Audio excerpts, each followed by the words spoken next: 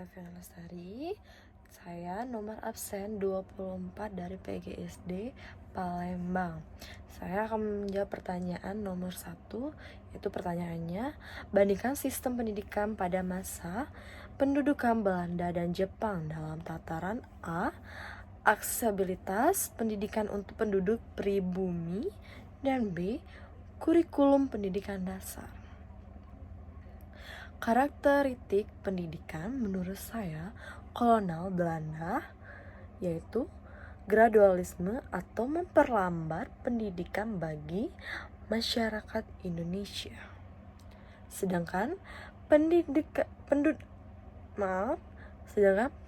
Jepang indoktrinasi ideologi Hokkaido untuk mencapai kemakmuran bersama Asia Timur Raya.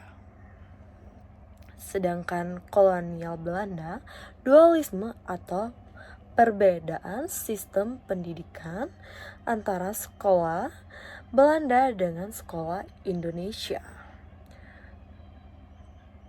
Yang ketiga, kontrol sentral yang kuat atau keputusan pendidikan melalui persetujuan gubernur jenderal.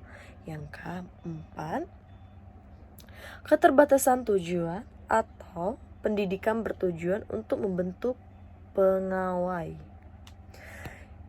Terus, prinsip kontrolinasi kurikulum pendidikan dipersamaan dengan sekolah di negeri Belanda. Tidak adanya manajemen pendidikan yang sistematis atau tidak ada organisasi antara sekolah bagi anak Indonesia.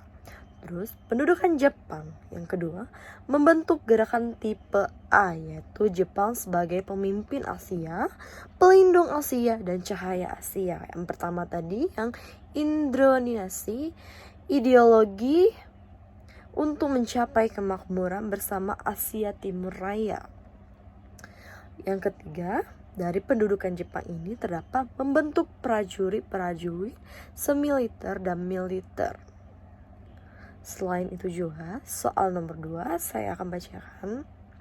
Bandingkan pendidikan Islam di Indonesia di lembaga pesantren dan madrasah dalam tataran isi kurikulumnya. Baik, di sini saya akan jelaskan. Pendidikan Islam adalah jenis pendidikan yang berdirian dan penyelenggaraannya didorong oleh hasrat dan semangat cita-cita untuk menjawatakan nilai-nilai Islam, baik yang tercermin dalam nama kebanggaannya maupun dalam kegiatan-kegiatan yang diselenggarakan. Di sini, kata Islam diwujudkan dalam seluruh kegiatan pendidikan. Keduanya jenis pendidikan yang memberikan perhatian sekaligus menjadikan ajaran Islam sebagai pengetahuan. Untuk kata Islam ditempatkan sebagai bidang studi, sebagai ilmu. Ketiga, jenis pendidikan yang mencapai kedua pengertian di atas. Ciri-ciri khas pendidikan Islam itu ada 2 macam.